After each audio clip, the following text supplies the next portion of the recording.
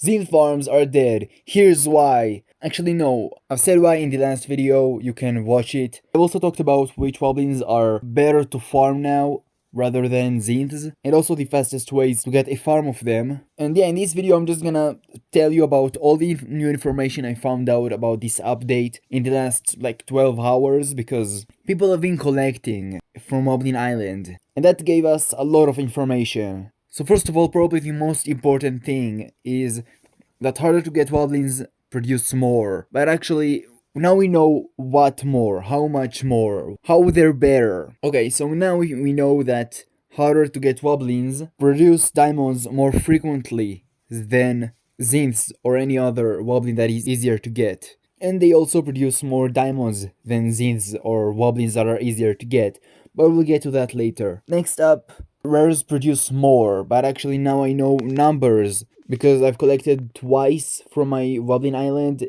since the last video, and they produce more. And here are the numbers. ZYNTH gave me 9,000 food, Rare ZYNTH gave me 14,000 food, and Rare Brump gave me 9,000 food. That makes sense because Brump is the worst Wublin, according to the price in the market. And the next time I collected, ZYNTH gave me 45,000 coins, and Rare ZYNTH gave me 55,000 coins, and Rare Poke gave me 89,000 coins. And that's quite the jump from Rare ZYNTH to Rare Poke. That actually confirms the theory that harder to get Wublins produce more. And not only more diamonds, they're just generally better. Next up we have one grid from the wiki, which is a grid of a ZYNTH farm, but with two of each other Wublin.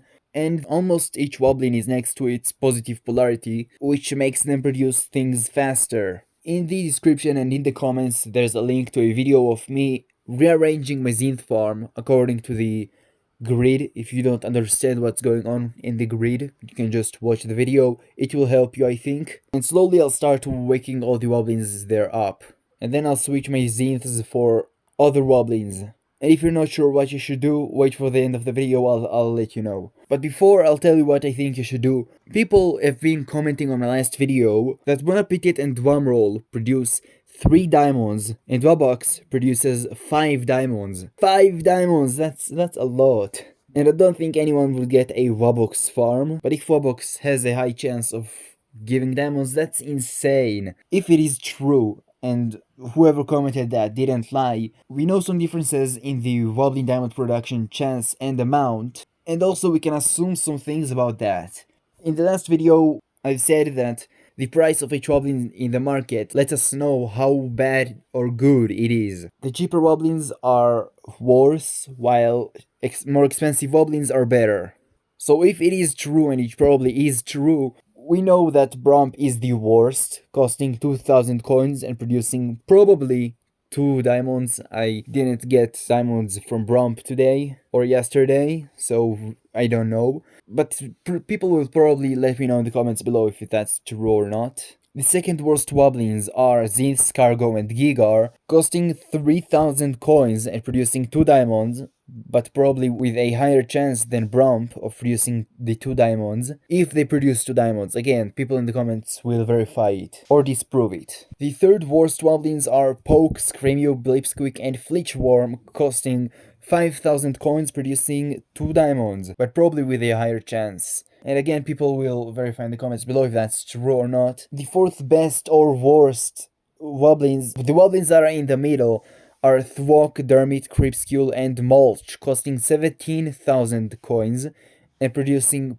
again, probably 2 diamonds. Now the things we know. The third best Wublins are Zucker, Waja, Astropod and Bon Appetit, costing 20,000 coins and producing 3 diamonds.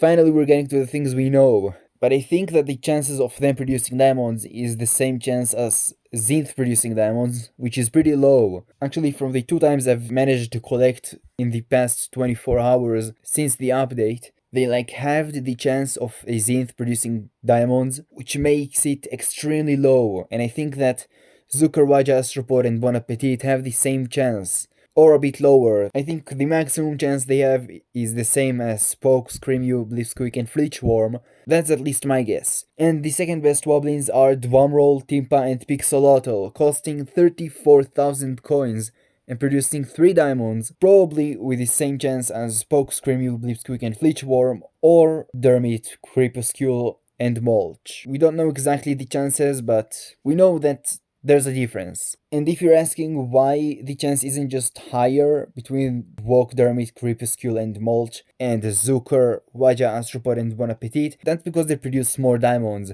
And if the chances would be higher, these Woblins would be OP, they would be overpowered, and we don't want that. That's why they made the recent changes to Wublin Island. Anyway, the best Wublin, you probably won't farm it, but it's Wabux. What a big surprise, costing 75 million coins and producing 5 diamonds. Which makes sense because Wabux on Wublin Island is extremely hard to get, way more than any other Wublin, and at least you get a pretty good reward for it. 5 diamonds every now and then. Now to end the video, I'll let you know what I think newer players should do. So I think newer players should create a ZYNTH farm, because they don't need as much diamonds as late game players to power up Wobuxes, Celestials, and rare Wublins, etc. And also because they struggle with most currencies in game. Like, I think mostly with coins and food, but some of them might struggle with shards. So yeah, if you're a new player, create a ZYNTH farm or a Brump farm, it depends on what's easier for you. I don't think it matters that much. Both of the farms are pretty bad diamond-wise. But if you have a lot of them, the production amount doesn't really matter. And yeah, I think they should slowly switch the ZYNTHs for Timpas or Pixelotls or any other expensive Wublin of choice that takes a 2x2 space, just because you might want to farm diamonds at some point. I think that's it for the video. Hopefully you found it helpful. My next video will probably won't be on the new changes to Wublin Island unless we'll have new information. Then I will create a new video updating you guys, so subscribe if you want to see that. My next video will probably be tomorrow when I'll get the Colossi of Cold Island and I will wake up the Colossal. But who knows? I might not be able to catch up, and then it will be in a few days, because apparently I'm behind. Anyways, this is it for the video, and I'll see you guys in the next one.